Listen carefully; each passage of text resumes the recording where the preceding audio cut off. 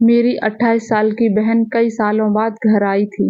वो उसकी शादी में रुचि न होने के कारण पापा से बहस करके जॉब करने दूसरे शहर चली गई थी। तब से वह वहीं रह रही थी। उसके आने के बाद से वह हमेशा मेरे आसपास घूमती रहती थी। एक दिन जब मम्मी पापा घर पर नहीं थे, मैंने गलती से अपने आप को गलत जगह पर फंसा लिया। तब दीदी मेरी मदद के लिए आई, लेकिन उसके बाद उसका अजीब तरह से मुझे अनचाहे जगहों पर छूना शुरू हो गया। वह बोली, तुम अभी 19 साल के हो, फिर भी तुम्हारा ये इतना बड़ा है, तुम तो बहुत बड़े हो गए हो। ऐसा बड़बड़ाते हुए दीदी ने मेरा वह देखा और वही। हेलो दोस्तों, आज की इस कहानी में आपका स्वागत है। इस कहानी में मैं एक लड़के का रोल निभा रही हूँ। मेरा नाम करण है और मैं 12वीं में पढ़ता हूँ। मेरी दीदी कई सालों बाद हमारे घर आई थी। वह 28 साल की थी और अभी तक उसकी शादी नहीं हुई थी। मेरे मम्मी पापा दोनों जॉब करते थे। दोपहर को स्कूल से घर आने के बाद मेरी देखभाल करने के लिए घर पर कोई नहीं होता था, इसलिए पापा ने दीदी को हमारे घर बुला लिया था। मुझे देखते ही दीदी ने मुझे गले लगा लिया। उसने कहा, करण, बहुत जल्दी बड़े हो गए हो। दीदी घर आने के बाद से वह मेरे कमरे में ही रहती थी। मैं भी खुशी खुशी अपना कमरा उनके साथ शेयर करता था। दोपहर को जब मैं स्कूल से आता तो मेरे हाथ से बैग लेने से लेकर खाना खिलाने तक मेरी सारी देखभाल दीदी ही करती थी। मैं अब 18 साल का हो गया था और 12वीं में पढ़ता था। दीदी को घर बुलाने का एक और अहम कारण था। करीब 1 महीने पहले मेरे घर पर एक कंपाउंडर आया करता था। जैसे नर्स होती है वैसे ही मेल नर्स भी होते हैं। वह लड़का हर दिन दोपहर में मुझे इंजेक्शन देने के लिए आता था। देखते देखते दीदी को घर आए कई दिन हो गए थे। मेरे स्कूल जाने से लेकर और मेरी पढ़ाई तक की पूरी जिम्मेदारी दीदी ही उठा रही थी। एक रात अचानक मेरी नींद खुल गई। मेरी नींद अचानक खुलने का कारण था मेरे शरीर पर घूमता हुआ हाथ। दीदी अचानक मेरे शरीर पर हाथ फेरने लगी थी। मुझे शरीर पर किसी का हाथ फेरना बिल्कुल पसंद नहीं था। मुझे लगा ये सब दीदी से गलती में हो गया होगा, लेकिन धीरे धीरे कुछ ऐसी चीजें मेरे सामने आने लगी जो मुझे बिल्कुल पसंद नहीं थी। उस दिन मैंने पहली बार उसका वो अजीब व्यवहार देखा था, इसलिए मैंने उससे कुछ नहीं कहा। लेकिन अगले दिन भी दीदी ने फिर से वैसे ही कुछ किया। लगातार 2 दिन तक दीदी के इस अजीब व्यवहार को सहने के बाद मैंने तय किया कि अब मैं उसे इस बारे में बात करूंगा। अगले दिन जब मैं दोपहर में स्कूल से घर आया और खाना खाते समय मैंने उससे सवाल किया, तब मैंने कहा, दीदी, पिछले 2 दिन से रात को सोते समय तुम मेरे शरीर पर हाथ फेरती हो। क्या तुम्हें कोई बुरा सपना आता है? जैसे ही मैंने दीदी से यह सवाल किया, उसके चेहरे के हाव भाव बदल गए थे। उसने कहा, शायद मुझे कुछ सपने आते होंगे। सपने में गलती से मेरा हाथ तुम्हारे शरीर पर आ गया होगा। जब मैंने दीदी की बातों पर विश्वास कर लिया, परंतु इसके पीछे की सच्चाई कुछ और ही थी। उसी रात सोने के कुछ समय बाद ही मेरी नींद खुल गई। सोने से पहले मैंने प्यास लगने के कारण 2 गिलास पानी पिया था और उसी कारण मेरी आधी रात में ही नींद टूट गई थी। मैं उठा और देखा कि दीदी मेरे पास नहीं थी। मुझे लगा कि वह बाथरूम में होगी, लेकिन वह कमरे के बाथरूम में भी नहीं थी। तब मैंने उठकर दीदी को ढूंढने का सोचा। फिर मैं कमरे से बाहर चारों ओर नजर दौड़ाया। तब दीदी मुझे मम्मी पापा के कमरे के बाहर दिखी। वह मम्मी पापा के कमरे में झांक रही थी। वह वहां क्यों झांक रही थी ये मुझे समझ में नहीं आ रहा था। तब मैंने दीदी की ओर जाने का सोचा और तभी वह मेरे कमरे की ओर पलट गई। अगर मुझे दीदी देख लेती तो उसे लगता कि मैं उसका पीछा कर रहा हूँ, इसलिए दीदी को मुझे देखने से पहले ही मैं अपनी जगह वापस आकर सो गया। कुछ ही देर में दीदी भी कमरे में आई। आते ही वह अपनी जगह सो गई और उसका वही अजीब व्यवहार फिर से शुरू हो गया। वह फिर से मेरे शरीर पर हाथ फेरने लगी।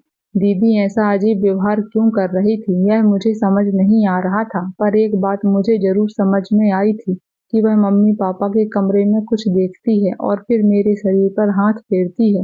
दीदी आखिर मम्मी पापा के कमरे में क्यों झांक रही थी, यह जानने की मेरी इच्छा बढ़ रही थी। अगले दिन दोपहर में घर पर मैं और दीदी ही थे। दीदी मेरी पढ़ाई करवा रही थी। जब वह मेरी पढ़ाई करवा रही थी तो मैंने उससे सहजता से सवाल किया, दीदी, तुम इतनी सुंदर हो, फिर भी तुम्हारी शादी क्यों नहीं हुई? इस पर उन्होंने कहा, पहले मुझे लगता था कि शादी एक बहुत तनावपूर्ण रिश्ता होता है, क्यों बेवजह उसमें फंसना, पर अब धीरे धीरे मुझे शादी की जरूरत महसूस होने लगी है। लेकिन अब मेरी उम्र इतनी हो गई है कि मेरी उम्र का जोड़ीदार मिलना थोड़ी मुश्किल है। दीदी के जवाब पर मैंने फिर से उससे कोई और सवाल नहीं किया। चुपचाप मैं पढ़ाई करने लगा और कुछ ही देर बाद इंजेक्शन देने वाला कंपाउंडर मुझे इंजेक्शन देने के लिए घर आया। इंजेक्शन लेने के बाद मैं थोड़ी देर के लिए सो गया। जब मैं सोकर उठा तो उठते ही मुझे तेज भूख लग गई थी। मुझे मैगी खाने की मनसा हो रही थी, इसलिए मैंने दीदी से मेरे लिए मैगी बनाने को कहा। उस समय दीदी मम्मी के कमरे में थी। जब मैं उस कमरे में वापस गया तो मुझे दीदी वहाँ कुछ अलग ही रूप में दिखी। वह अभी अभी नहाकर बाहर आई थी। वह खुद को शीशे में ऐसे निहार रही थी जैसे वह 18 साल की लड़की हो। दीदी का खुद को निहारना कब खत्म होगा, इसकी प्रतीक्षा करते हुए मैं कमरे के बाहर खड़ा था। लेकिन वह तो खुद को हीरोइन समझकर और भी अदा बिखेर रही थी। इधर मेरी भूख भी कंट्रोल नहीं हो पा रही थी। आखिरकार मैं दीदी के कमरे में चला गया। मुझे देखते ही दीदी थोड़ी शर्मा गई। उस समय वह वैसे ही मेरे सामने खड़ी थी और मुझसे बातें करने लगी। दीदी उस वक्त नहाने का गाउन पहने हुई थी। मुझे देखते ही उसने कहा, उठ गए करण तुम? अच्छा अब आ ही गए हो तो बताओ मैं कैसी लग रही हूँ। मुझे भूख लगी थी इसलिए मैं वहाँ आया था। लेकिन दीदी तो मेरे मुंह अपनी तारीफ सुनने में व्यस्त हो गई थी। तभी उसने मेरा हाथ पकड़कर मुझे आईने के सामने ले गई।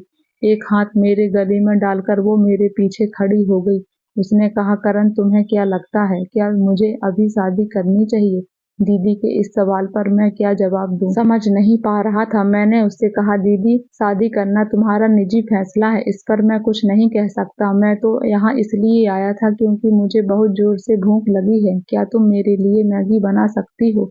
मेरी बात सुनकर दीदी हंस पड़ी। उसने कहा, मैंने तो तुम्हें बड़ा समझा था, लेकिन तुम अभी बच्चों की तरह व्यवहार कर रहे हो। कोई बात नहीं, अब तुम्हें समझदार बनाने की जिम्मेदारी मेरी है। ठीक है तुम यहाँ रुको, मैं तैयार होकर आती हूँ। उस समय मैं उस कमरे से बाहर आ गया। कुछ ही देर में उसने मुझे मैगी बनाकर दी। उसी रात मैंने तय कर लिया था कि मैं मम्मी पापा के कमरे में झांकूंगा, क्योंकि मुझे जानना था कि दीदी वहां क्यों जाती है। रात में सोने के बाद कुछ ही देर में मैंने अपनी आंखें खोली। उस समय मैं जानबूझकर बड़बड़ा रहा था, पानी कहाँ है, प्यास लगी है, लेकिन कमरे में पानी नजर नहीं आ रहा था। इसलिए अब मुझे किचन में जाकर ही पानी पीना पड़ेगा। मैं यह सब जानबूझकर बड़बड़ा रहा था ताकि दीदी को लगे कि मैं सचमुच पानी पीने जा रहा हूँ, क्योंकि मुझे अच्छी तरह पता था कि वह भी जाग रही है। फिर मैं कमरे से बाहर निकला और पानी पीने किचन ना जाकर मैं मम्मी पापा के कमरे के बाहर गया। दरवाजा थोड़ा खुला था और जब मैंने अंदर झांका तो मम्मी पापा एक दूसरे के साथ दिखे। पापा ने मम्मी को प्यार से पास में खींच लिया था। वह दृश्य देखकर कुछ बातें मेरे समझ में आ गई। मुझे जो समझना था वह मैं समझ चुका था। फिर मैं चुपचाप अपने कमरे में वापस आ गया। उस रात मैंने दीदी को अपने कमरे से बाहर जाते नहीं देखा था, लेकिन मुझे यह समझ में आ गया था कि दीदी के मन में कुछ अलग ही चल रहा है। अब मुझे उसे अकेले में बात करनी थी। देखते देखते 3 दिन बीत गए। मेरी गर्मी की छुट्टियां शुरू होने वाली थी। मम्मी पापा ने कहीं बाहर जाने का प्लान बनाया था। यह प्लान उन्होंने सिर्फ अपने लिए ही बनाया था। मम्मी पापा का कहना था कि मेरे सामने 12वीं का एग्जाम है, इसलिए अब मैं छुट्टी का इस्तेमाल अपने सिलेबस की तैयारी के लिए करूं। मम्मी पापा ने मुझे छुट्टी के बावजूद पढ़ाई करने को कहा था और इसी वजह से उन्होंने मुझे ट्रिप पर साथ नहीं ले गए थे। कुछ दिन बाद जब मेरी छुट्टियां शुरू हुई तब मम्मी पापा अपनी ट्रिप पर निकल गए थे। उनके जाने के बाद घर में मैं दीदी के साथ अकेला था। उस दिन घर में कोई नहीं था तो मैंने दीदी से सवाल किया। मैंने उससे कहा, दीदी अब तुम्हें भी शादी करने की इच्छा होती होगी ना? यहाँ आने के बाद से मम्मी पापा को साथ देखकर तुम्हें भी लगता होगा कि तुम्हें भी कोई ऐसा चाहिए जो तुमसे प्यार करे। जैसे ही मैंने सवाल किया उसकी आंखों में आंसू आ गए। वह बोली, करण तुमने सच में मेरे दिल की बात पहचान ली। फिर दीदी ने रोते रोते मुझे गले लगा लिया। वह कहने लगी, मैं तुम्हें छोटा समझ रही थी, लेकिन तुम बिल्कुल छोटे नहीं हो। तुम्हारी इस समझदारी की बात सुनकर मुझे तुम्हारे अंदर का एक बड़ा आदमी नजर आ रहा है। क्या तुम्हें सच में लगता है कि मेरी इस उम्र में भी मुझे कोई पसंद करेगा? दीदी ने फिर वही सवाल मुझे से किया।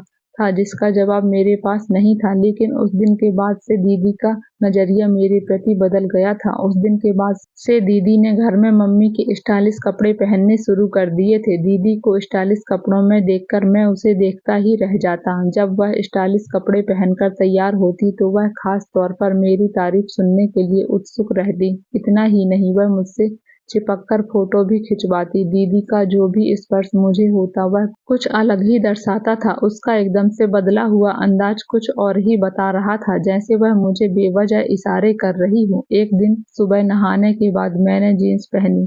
जीन्स पहनते समय अचानक उसकी जिप गलत जगह अटक गई और मुझे दर्द होने लगा। जब मैं जोर जोर से मम्मी को पुकारने लगा, मम्मी तो घर पर नहीं थी, यह मैं कुछ देर के लिए भूल गया था। मेरी आवाज सुनकर मम्मी नहीं लेकिन दीदी दौड़ती हुई मेरे कमरे में आ गई। उसने पास आकर पूछा, क्या हुआ करण? मैंने उसे सब कुछ बताया।